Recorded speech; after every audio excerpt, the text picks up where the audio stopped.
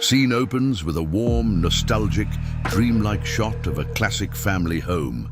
It has a white picket fence, a lush green lawn, and kids playing in the front yard. The image shimmers and slowly dissolves, crossfading into a stark, cramped modern apartment.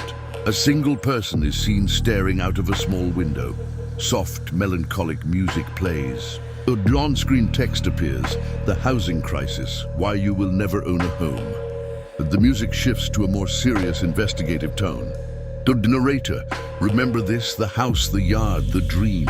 For generations, it wasn't just a fantasy, it was a promise. A tangible goal at the end of a hard day's work. But for millions today, that promise has been broken. The dream has dissolved into this reality.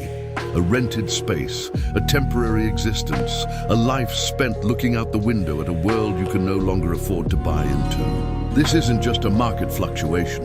This is a fundamental breakdown of the social contract. This is the story of how the dream of home ownership died. A split screen appears. On the left, a graph labeled median home price skyrockets upwards from the 1980s to today. On the right, a graph labeled median household income inches up almost flat in comparison. The gap between them widens dramatically, narrator. The math no longer adds up. It's an impossible equation, and you're on the losing side. For decades, home prices have detached from the reality of what people actually earn. While wages have stagnated, crawling upwards at a snail's pace, the cost of a home has launched into the stratosphere. Every paycheck, every promotion, every ounce of effort is dwarfed by a market that has left the average person far behind. Cut to scenes of young professionals, couples and families looking stressed. They are sitting in dimly lit rooms, their faces illuminated by the glow of laptops displaying impossibly high property prices. One person sighs and closes their laptop in defeat. Narrator, this is the nightly ritual for a generation. An endless scroll through listings that might as well be from another planet. Each click is a reminder of the chasm between their aspirations and their bank accounts. It's a silent, isolating struggle. A feeling of being locked out of your own future. An animation begins. A giant, imposing corporate skyscraper casts a massive dark shadow that slowly creeps over an entire neighborhood of small, brightly colored houses, turning them gray and lifeless. Narrator, so who is winning this game? A primary driver is the flood of institutional capital into residential real estate. Massive investment firms and corporate landlords have entered the market not looking for a place to live, but for a reliable asset to add to their portfolios. They can pay in cash, outbid families with ease, and transform entire communities into rental properties, systematically turning homes into commodities and residents into revenue streams. The scene shifts to a vast, empty expanse of land. In one small corner, a construction site is visible, but only a handful of house frames are being erected. The work seems slow, almost stagnant. Narrator, the problem is compounded by a crippling lack of supply. We are simply not building enough homes to keep up with demand. For decades, the pace of construction has fallen short, creating a scarcity that naturally drives prices higher. This isn't an accident. It's a result of deliberate choices and systemic failures that have prioritized land speculation over housing creation. An animated sequence shows a simple blueprint for a new house. As it tries to move forward, it gets entangled in a complex, three-dimensional maze of thick red tape labeled zoning laws, permits, and regulations.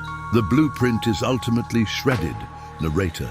And even when we try to build, we run into a wall of regulatory hurdles. Restrictive zoning laws, lengthy approval processes, and community opposition can stall or kill new housing projects before a single shovel hits the ground. This labyrinth of red tape, often designed to protect neighborhood character, has inadvertently become a primary gatekeeper, ensuring that only the wealthiest can afford to build, and by extension, to buy. A montage of emotionally charged scenes. A young adult in their late 20s unpacks a box in their childhood bedroom, their parents watching with a mix of love and sadness.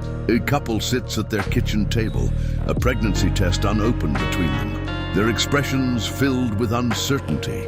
A person is shown working a day job in an office, which then dissolves into them working a night job as a server, their face etched with exhaustion.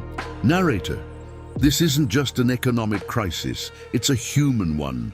The consequences ripple through every aspect of our lives. It's the delayed milestones, the dreams put on hold. It's the young professional forced to move back home, feeling like a failure. It's the couple postponing a family because they have no stable place to raise a child. It's the exhaustion of working multiple jobs, not to get ahead, but simply to afford the rent on an apartment you'll never own. This is the quiet, grinding toll of a system that no longer works for its people. Final scene, close up on the everyman character from the beginning, still looking out their small apartment window. In the distance, the lights of houses twinkle. They hold out their hand, and a shimmering spectral image of a set of house keys appears in their palm. They try to close their fingers around it, but the keys dissolve into a fine, glittering dust that slips through their fingers and fades away. Narrator: the American dream was built on the foundation of a home, a place of one's own. But for a new generation, that foundation is cracking, and the dream itself is turning to dust. We are now facing a future where the stability, security, and wealth-building power of home ownership is a privilege reserved for the few, not a possibility for the many.